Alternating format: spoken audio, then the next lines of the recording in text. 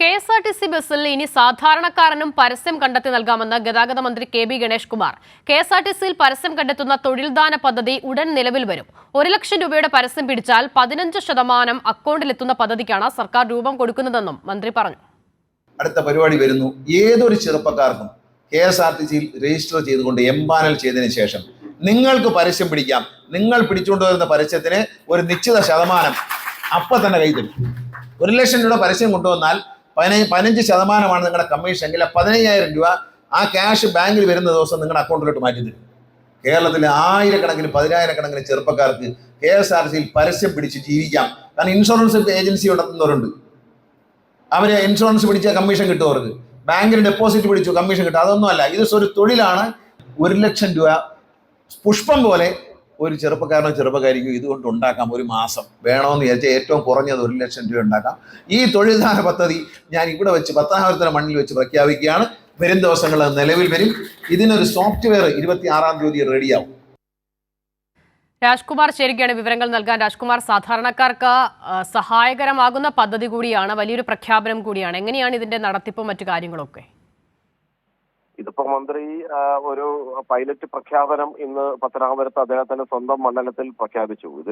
അതായത് ഇടതുപക്ഷ സർക്കാർ ഓരോ വകുപ്പുകളിലും അത് ജനകീയമാക്കുന്നുണ്ട്. ഓരോ എന്തെല്ലാം ചെയ്യാൻ കഴിയും. ഇപ്പൊ നമുക്കൊരു ഉദാഹരണം നമ്മുടെ മുന്നിലുണ്ട്. PWD ഗസ്റ്റ് ഹൗസുകൾ സർക്കാർ ഉദ്യോഗസ്ഥർക്കും അല്ലെങ്കിൽ VVIPകൾക്ക് മാത്രമായി തുറന്നു വെച്ചിരുന്ന ഗസ്റ്റ് ഹൗസുകൾ ഇന്ന് സാധാരണക്കാരന് അവിടെ കയറി ചെല്ലാം, അത് ഓൺലൈനിൽ ബുക്ക് ചെയ്യാം, വളരെ കുറഞ്ഞ നിരക്കിൽ അത് കിട്ടുന്ന അവസ്ഥയിലേക്ക് എത്തി. ഇപ്പത് പൊതുമരാമത്തിന് അതിലൂടെ കോടിക്കണക്കിന് രൂപയുടെ വരുമാനമാണ് കിട്ടിക്കൊണ്ടിരിക്കുന്നത്. ഇതൊരു ഭാഗമാണ്. അതുപോലെ തന്നെയാണ് മന്ത്രി ഗണേഷ് കുമാർ ഇങ്ങനെ ഒരു പ്രഖ്യാപനത്തിലേക്ക് പോകാനൊരു കാരണം കൂടിയുണ്ട്.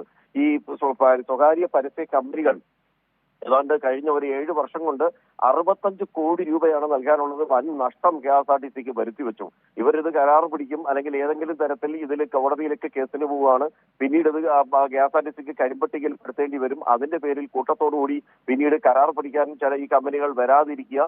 ഈ നിലയിലൊക്കെ KSRTCയെ പല രൂപത്തിൽ ഇവർ ഉപദ്രവിച്ചു തുടങ്ങിയ പശ്ചാത്തലത്തിലാണ് മന്ത്രി ഇക്കാര്യത്തിൽ ഒരു ഇടപെട്ടതും ഇതിലൊരു ജനകീയമായിട്ടുള്ള ഒരു മുഖം ഇതിന് കൊണ്ടുവരികയും ചെയ്തത്. ഈ വൻകിട പരസ്യ കമ്പനികൾ ഈ നിലയിൽ KSRTCയെ ദ്രോഹിക്കുമ്പോഴാണ് അദ്ദേഹം പറയുന്നത് ഇനി അത് വേണ്ട, അവരെ വിറ്റ കാശ് നമ്മുടെ പോക്കറ്റിലുണ്ട് എന്നുകൂടി മന്ത്രി അദ്ദേഹത്തിന്റെ ആ പ്രസംഗത്തിൽ പറയുന്നത് നമുക്ക് കേൾക്കാം. അപ്പോൾ സ്വാഭാവികമായിട്ട് അദ്ദേഹം പറയുകയാണ് ഇതൊരു ജനകീയ ഇടപെടൽ.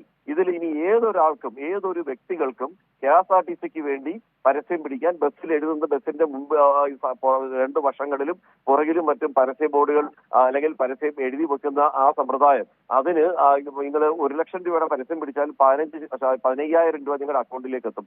15% കമ്മീഷനാണ് അദ്ദേഹം ഇപ്പോൾ ഓഫർ ചെയ്യുന്നത്. ഇതൊരു ജനകീയ പ്രഖ്യാപനമാണ്. ഒരുപക്ഷെ എനിക്ക് തോന്നുന്നു ഇന്ത്യയിൽ ഇതാദ്യമായിരിക്കും ഒരു പൊതുമേഖലാ സ്ഥാപനം കൂടി ആയിട്ടുള്ള ഇതുപോലെ ഒരു ഈ ബസ്സിൽ, സർക്കാരിന്റെ തന്നെ ബസ് സർവീസിൽ ഈ നിലയിലേക്ക് ഒരു വ്യക്തികൾക്ക്, പരസ്യ കമ്പനികൾക്ക് മാത്രമല്ല ഇനി വ്യക്തികൾക്കും പരസ്യം പിടിച്ച് ഇത് നൽകാം എന്ന് പറയുന്ന ഒരു പ്രഖ്യാപനം. തീർച്ചയായും രാജ്കുമാറാണ് വിവരങ്ങൾ നൽകിയത്. വലിയ പ്രഖ്യാപനം കൂടിയാണ് മന്ത്രി നടത്തുന്നത്.